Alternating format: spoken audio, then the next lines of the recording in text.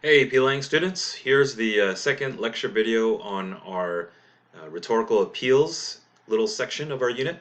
And this one is appeal to pathos. And the reason why I wanted to cover this one second is not because it's the second most effective, but because in today's society, it's the second most commonly used. We know that ethos is, according to Aristotle and most other scholars, the most effective.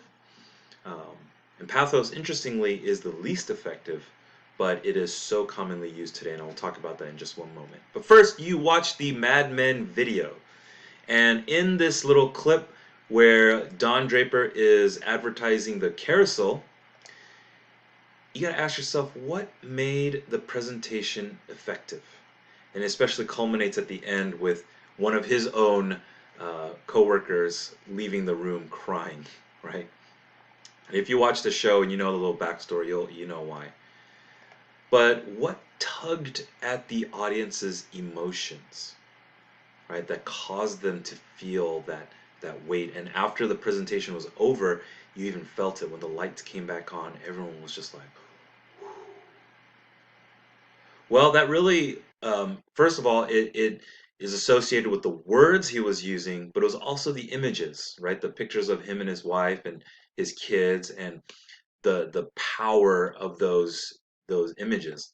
But think about some of the words that he used. He talked about advertising and this product being this glittering lure. He talked about having a sentimental bond with the product and his little discourse on nostalgia and the Greek meaning that feeling of pain for longing of the past. And even the word itself, carousel, and having that childlike quality, because that's what children play on. And even bringing up children, child, or loved, and talking about family associations. Those are powerful emotions that we often feel when we think about those things. And so that's what pathos is. It's an appeal to emotions. And it can appeal to emotions by bringing up different values, desires, and hopes. But it also can evoke emotions by bringing up fear, sadness, and happiness. And like I said earlier, it's the weakest of arguments. But in today's society, especially, we've kind of pendulum swung from rationality and the ideas of the American Enlightenment and being as rational as possible to now we're so driven by emotions. You know, people will do things that don't quite make sense, but they're driven by their emotions to do so. There's so much in our media that talks about this that you should do things that make you feel good and not necessarily are the most logical things to do, but we are a society that is very much driven by our emotions, and that has become such a huge focal point in our society. And it makes sense because we live in such a propagandistic or a polemic society where people are trying to force you to go one way or the other to be a part of their cause.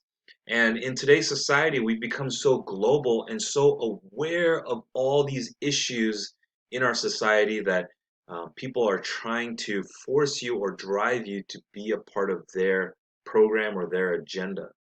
In both a good and a bad way. I mean, you can't say that it's all entirely negative or all entirely positive, as we'll see a little bit more in the examples. And so, to kind of see if a person is using this appeal to pathos, really pay attention to the type of words that are being used, and are those words generalities? Are they loaded words with deep connotations? Right? Is there a lack of statistics or facts or more concrete evidence? Or are the images that are being shown to evoke a certain emotion? We'll see that in some of these examples, like the Aspica had a lot of commercials, and I remember years and years ago, Sarah McLachlan had a series of advertisements for Aspica, and these sad, sad little animals. I mean, just look at this dog here in this picture. Look at his little eyes saying, "Hey, don't you want to rescue me?"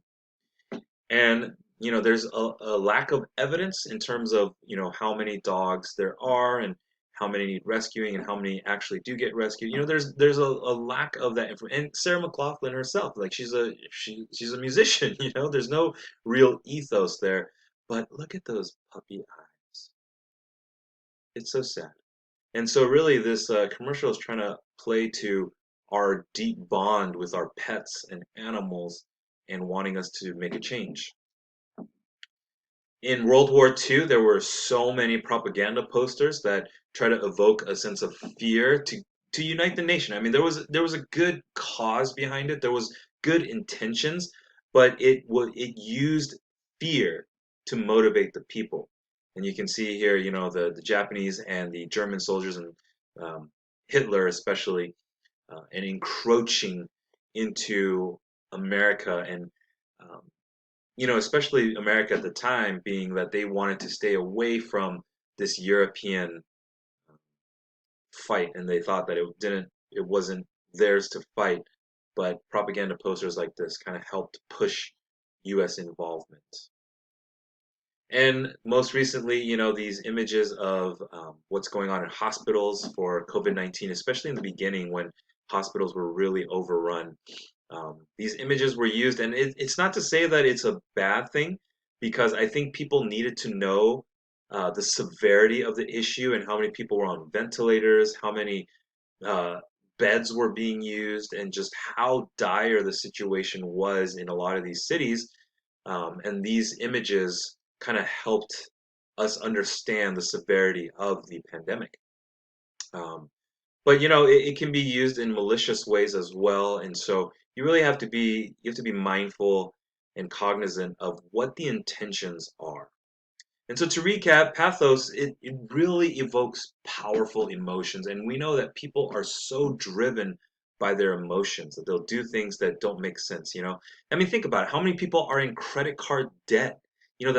The average credit card debt is almost $10,000. And that's just insane. And it's because people will be driven by their emotions to buy something that they can't afford. And it can be used effectively, both for positive reasons and negative reasons. And I think it's unfair to say that it's mainly used for negative reasons, but that's just how people feel again. And it is the weakest argument, but it is the most ubiquitous. All right. So that's pathos for you. Hopefully you understand it more, and after reading the textbook as well and seeing a specific example from Richard Nixon, it'll be a lot more understandable, and you should be able to identify it as well.